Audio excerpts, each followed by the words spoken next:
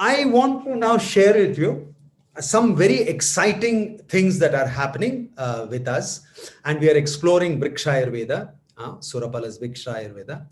And one of the things that you see is in agriculture today, because of the shortage of labor, there is just so much of shortage. Weeding is becoming a big problem, So in agriculture, weeding is a huge problem, and too much, it's become too expensive. First of all, you don't get the people. If you get the people, it's difficult to get them to work properly. If you want them to work properly, you have to pay through your nose. Therefore, farmers are really finding it very difficult to grow a crop because of the weeds. And therefore, they go to the market and they are all given glyphosate compounds. And the market name of glyphosate is a weedicide called Roundup. And this Roundup is a very, very, very toxic chemical. And if you see what all it does, it causes Hodgkin's lymphoma, non-Hodgkin's lymphoma. It is male infertility. It affects our nervous system, brain. Then it will affect our kidney because it affects the nerves that maintain our kidney. Alzheimer's, autism, Parkinson's. And it is a terrible, terrible compound, but it is used more and more and more by the agriculture. So this is a serious problem, and we want to understand what did our Vedic ancestors do to control weeds in a sustainable manner. Now, one of the excerpts from Vriksha Ayurveda, and this was published by Sheikh Nisar in the International Journal of Ayurvedic and Herbal Medicine. And you see here he talks about few agriculture practices, and there is a reference. Actually, this is from Krishi Parasara, and I have seen the original texts of this. So here he says, use Arka. Arka is Calotropis. I will show you what it is. And he says, cut branches of Calotropis are kept at the entrance of the rainwater channel. This minimizes weed population if repeated several times during rainy season. Use cactus milk for paddy pest control. Use asafoetida, which is hing. I told we discussed hing yesterday. Hing applied to rotten portion of bottle gourd, fine bandage, etc. It will disappear. So this weed control, like this, you will find several references in Krishi Parasara. And I was very fascinated with this because I said, this might be a sustainable way of working with weeds, because today only weed control you have is this stupid Roundup. And that is a terrible, terrible thing that is really flooding all the vegetables, all the cereals, milk that we eat. Everything is having very high content of glyphosate, and glyphosate is very dangerous to our health. So can we have something that is non-toxic, which can be used to keep the weeds under check? This was the whole vision of what I was looking at. And this is the plant. This is Calotropis. And even it is available in the deserts of Middle East, in Africa, anywhere in the world. I don't think there is a place that does not have Calotropis. Yeah.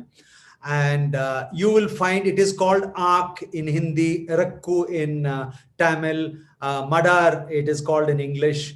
And this is a very, very common plant all over the thing. It's very shresht in our Ayurveda. In fact, when you have Ganapati Mahotsav, you will find that the first flower that is put on the Vinayaka is a string of these purple flowers which are put. And if you see in Ayurveda, it is extremely, extremely important. And this slide sort of gives you a sort of an idea of how important this Aak, this plant Calotropis is. And it has got very, very, very strong curative properties. A digestive system, bleeding disorders, skin disorders, cough, worm infestation, abdominal tumors, diarrhea. Our whole prana levels, all kinds of things. It has many, many, many uses in Ayurveda, and it's a known plant. From 10,000 years, 10,000 BC, this plant has been a part of our civilization, and everybody has used it. And luckily, even today, it is a wild plant. Not many people know the use of this. Therefore, it is surviving. Otherwise, like every other Ayurvedic herb, today in the wild, you don't find Ayurvedic herbs anymore. Everything has been taken away by the factories. So, how does this work? So, in science, if you go to botanical science, you will see that there is a term called allelopathy. And I'm sure people like Dr. Biradar will instantly understand what I'm saying here. Because allelopathy is a phenomena where one plant exudates, it releases chemicals, either in the form of volatile compounds in the air, or in the roots, it releases chemicals which affect the growth of plants next to it. That means a plant actually gives off chemicals which can affect the growth of another plant. So here is a clue. A weed is something that you need the crop plant. Say, suppose you're growing tomatoes. If you can somehow do something where the weeds are given signals not to multiply or not to grow fast, then it will help the tomato. Yeah. So what we are looking at is, we are seeing that Calotropis, we did a lot for it. Is called the review of literature. So whenever you do a research project, you first do something called a review of literature, which means you go and see what the scientists have been doing with Calotropis as an allopathic effect. What kind of allopathy does Calotropis have on other weeds and other crops? That is what we wanted to review. So my mentee, Radhik Kalra, who I will invite to spotlight herself after we finish this presentation, I got her to start working and reviewing literature. So we reviewed a lot of literature like this about what does Calotropis do, to other plants. And then we found that there are very interesting organoids that are exudated, that are given off by this plant, like phytol, linoleic acid, then all these hinesol and all these compounds. And these compounds have got an inhibitory effect on a aggressive colonizer. Now, see, it is very important. If I want to use a extract of Calotropis to control the weeds, what is very important is it must control my weeds, but it must not harm the crop. So if I'm growing tomatoes and I put an extract of Calotropis, it should only control the weeds without affecting my tomato. So how does that work is a very beautiful research in itself. So we are looking for such compounds which only affect aggressive colonizers, but not the main crop. So here you see Radhik working. So a pre-experiment was done. So what we did in the pre-experiment was, we took 6x3 plots, 6 feet by 3 feet plots. Yeah. So roughly about 1 meter by 2 meter plots. And then what she has done is, she has, placed Calotropis leaves on the plot, and then she covers it with soil, and then she plants tomatoes. So we have two plots, one which has got the leaves put and then covered with soil and then planted, which we call the treatment plot. And then one plot we have got a control where no Calotropis leaves have been used. So this is the treatment plant. So after 10 days, you can see in the treatment plant, there is very little weeds. The tomato plants are there. So if I show you with the cursor, let me just annotate for you so that you can see what I'm seeing. You see, this is a tomato plant. This is a tomato plant. This is a tomato plant. That is a tomato plant. So you have got tomato plants all over, but the weeds you can see are very less. Here in the control plant where we did not use any Calotropis leaves, you can see there is lots of weeds. Okay, this is an indication. Then after 28 days, you see the scenario. This plot is full of weeds and you hardly can see the tomato plants because the tomato plants have been suppressed by the weeds. The weeds have taken over and the tomato plants have got completely suppressed, which means the farmer is not going to get a good yield here. Whereas in this plot, if you see, in both we have mulched. We have used mulch in both, but here, in spite of the mulch, the weeds have taken over. Here you can see only tomato plants are there and very few weeds are there. And after 75 days, which was exactly yesterday, she took the photograph of the actual these tomato plants which have been giving this beautiful fruit. And as you can see, this is a very special variety of tomato. We call it the Indigo Beauty. And this Indigo Beauty is a very beautiful tomato, a heirloom tomato. It's a desi tomato, which is a very, very special variety, almost extinct. And this variety is what she was working with. And you can see that the pre-experiment was very successful because it gave some visual clues that yes, Calotropis can be used.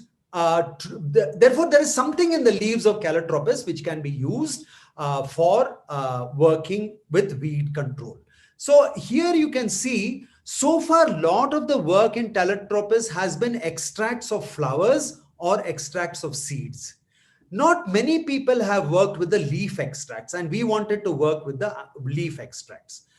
Now here you see, then therefore we started to actually create a proper experimental design. So how do we do this? The mentor for this thing was, of course, me, and the researcher was Radhik Kalra.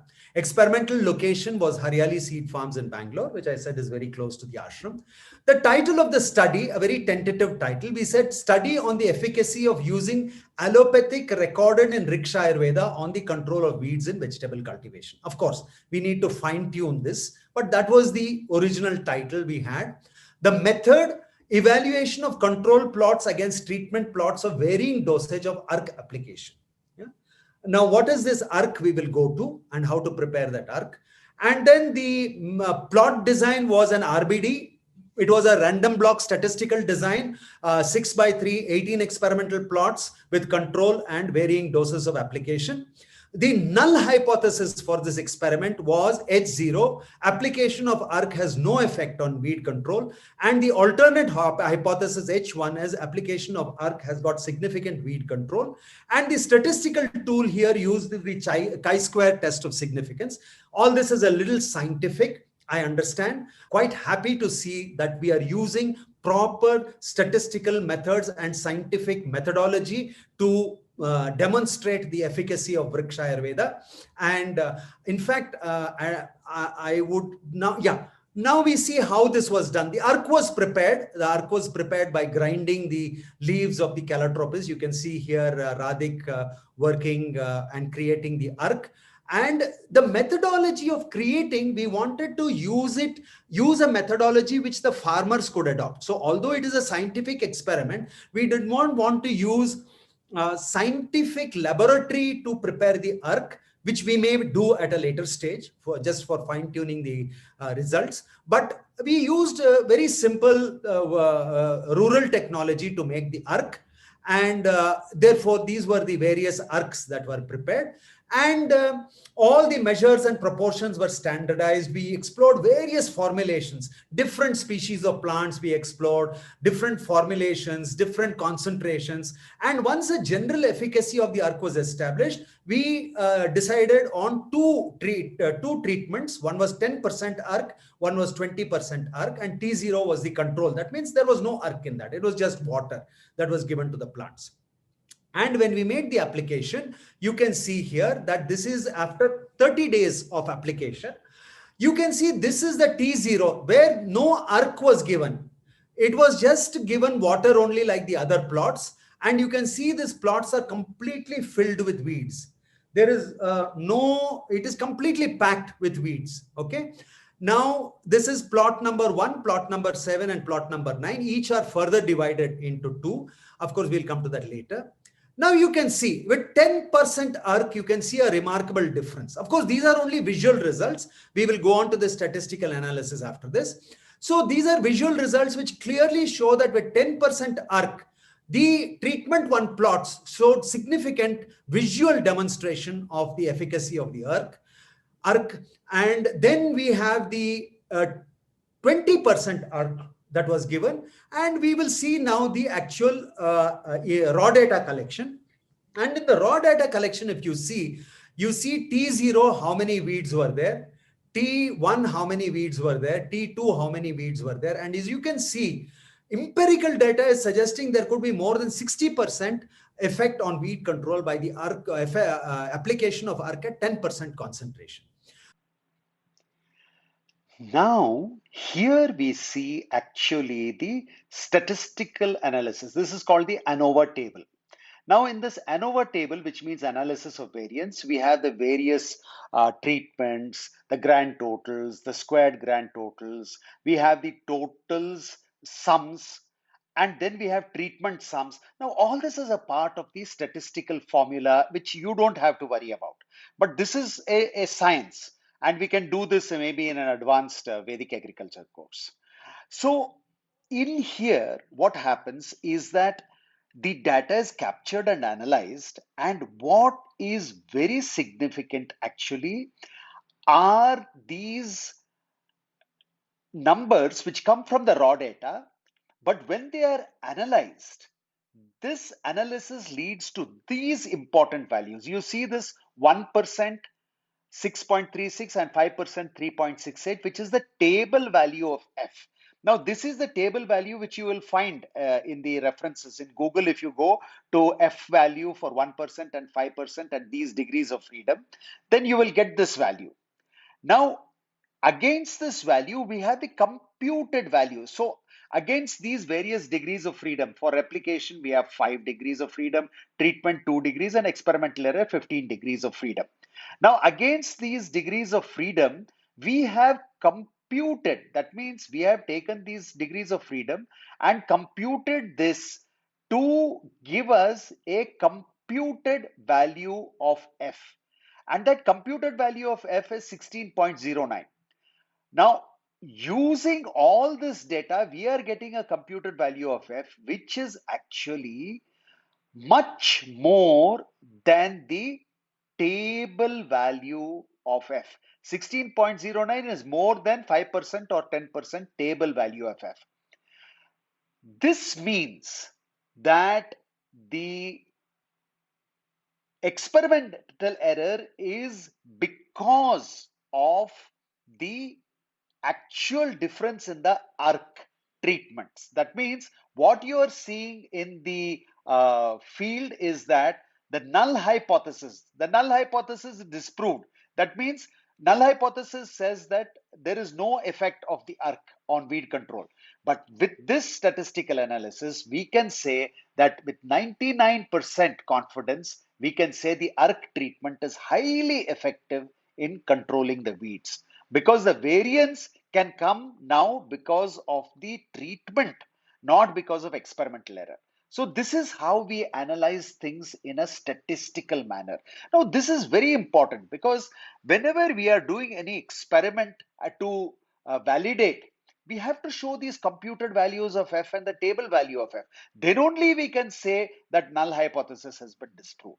And when we say null hypothesis has been disproved in this manner, using statistics, using all these ANOVA table and everything, then anybody, even if they are scientists or if they are bureaucrats or if they are government officials, they have to agree that what is said in Vriksha Ayurveda is correct, and therefore the arc can be used to control weeds. Now, this is very, very important that we do this kind of scientific analysis to prove very clearly. That means you must have control, you must have treatments, you must have replications, you must use statistical designs. Like here we have used completely randomized block design. We have to use all this to show very clearly that this is actually a scientific fact. And that means anybody can repeat this experiment. Any other scientist can repeat this experiment and he will get similar results. So we can have third party peer review. That means some other scientists will also do this, or they will go through this data and they will say, this data looks authentic and this can be good for publication. So Radhik and me are actually going to publish this in a Corpus listed journal. Corpus listed journal means it is a journal where there will be third party review, and that is considered a higher standard of scientific publication. So we will actually publish this in a Corpus journal and make sure that the world knows that this knowledge in Ayurveda can be of great relevance to us in our modern day agriculture. As scientists, when we do an experiment, when we plan an experiment, if I, as a scientist, can get results, I plan for 2 to 3 years. That's my normal. Any research grant, it's given for 2 to 3 years, because they know that is the amount of time it takes for you to get any decent data and either prove a hypothesis or disprove a hypothesis. So in science, both are good. If I find out that ARC has got no effect, even that is considered scientific research, because at least you have said something doesn't work. Then we can look at something that works. But the grace of a guru, that guru tattva that is there, that operates. Can you imagine a scientific experiment being done by us where within 3 months, from the time we conceived this experiment, as a mentee with Radhik, when I was brainstorming with her, what kind of a contribution would you like to make to mankind? What is it that you want to do? And then it took us a long time to find out something that really is a calling. Yeah. And when we designed, it was only 3 months. It's only 3 months that we actually, we took to not only conceive it, make formulations, actually do pre-trials, then actually do a trial, and then see something that works on the weeds but doesn't harm the crop. It is only the grace of a master who can make results like this happen as a miracle. To me, as a scientist, this is nothing short of a miracle. If I was doing this in the university, I would have resigned myself to at least 2 to 3 years of research. After 2 to 3 years of research, if I got results like this, I would be celebrating. But if in 3 months, if we have to hit upon results like this, I can only attribute it to the grace of a master, that Guru Tattva, which I talk about in Mandala Vatika courses, that wave function of a guru. The guru is giving you the knowledge, right? The guru has got that knowledge. So you are an instrument through which that knowledge gets revealed, right? So if you see, and this is how I would like people to do work when it comes to validating Vriksha Ayurveda. See, no point in going and saying, I did Agnihotra and I got such a result. No.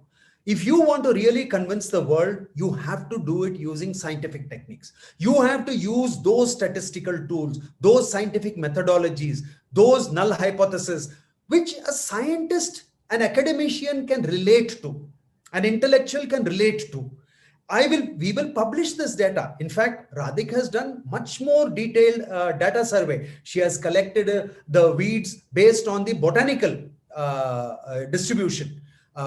Large weeds, medium weeds, small weeds in each plots. She has done all that analysis. So all that analysis will go into making a scientific research paper. But, whenever we talk about any validating, people say, array, I drank cow urine and then, after that, I will not get COVID. Somebody said, you take cow urine and put it in your nose, and just suck it in, and you won't get COVID. I don't know, maybe you're right, maybe you're wrong. But without doing scientific work, without doing validation using scientific methodology, when you make claims like that, you bring disrepute to our culture. You bring disrepute to a culture that for 5,000 years set an example to the entire planet how man should live sustainably in this universe. You bring disrepute to it. Yeah. So my point of when I mentor people is whatever you do it in a very scientific manner. How to archive data? You collect data, you collect so many photographs. How do you archive data? How do you do review of literature? How to find out what others have done in this field? How to apply for patents? How to do prior art search for patents. Before you apply, you have to do a prior art search for patents. How do you do all? So it is very important that when we have such precious knowledge, and we are giving it to the world or trying to revive it, we should revive it in the context of what this world understands. It should not become like mumbo jumbo. Maybe Gomotra has that property of curing COVID. I don't know. But at least have a methodology of presenting that data properly. Okay. This is how our guru's work should go to the world. Our master's work, this is his tattva, which is allowing us to reveal this to the world. I would like this message to reach the world in this format. You know what I'm saying? Yeah. It should be peer reviewed. I should publish this in a Corpus journal, not in any. We have got some rag journals, which if I just pay them 2,000 rupees, they will publish anything I give them. Like that, scientific journals are there. It's very easy to publish a paper. But if you want it in a Corpus journal, yeah, with peer review. Peer review means there are other scientists who are masters in the field who go through your data, who go through your research, and maybe they will even repeat that work, or based on their experience, they will say this data looks okay and it is fit for scientific publication. When we do that, then we are validating Vriksha Ayurveda as a Vedic heritage. Otherwise, we are doing Ninditaro Nindyaso Bhavantu. We become ridiculers who become the ridiculed. We become what it is like, we get it labeled as mumbo jumbo. Oh, that is that some, mumbo jumbo, that's all some tantra or something like that. It is not. These are very, very scientific things, very, very scientific things, deep rooted science is there. So we want to bring these into the fore. Yeah, I'll take this small opportunity. I will invite Radhik. All of you can give her a big hand because I am so proud of what she has done. Radhik, could you highlight yourself, unmute yourself, and take the spotlight, Yes. and just share how your experience of this was? Thank you so much, sir. Yeah, I'm just so overwhelmed that sir has asked me to come and speak.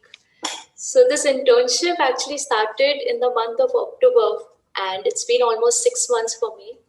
And coming from a background of fashion, I was a fashion retailer, to doing agriculture hands-on, it has been a very transformative journey. And the way sir explains to all of us, I'm sure all of you will agree with me.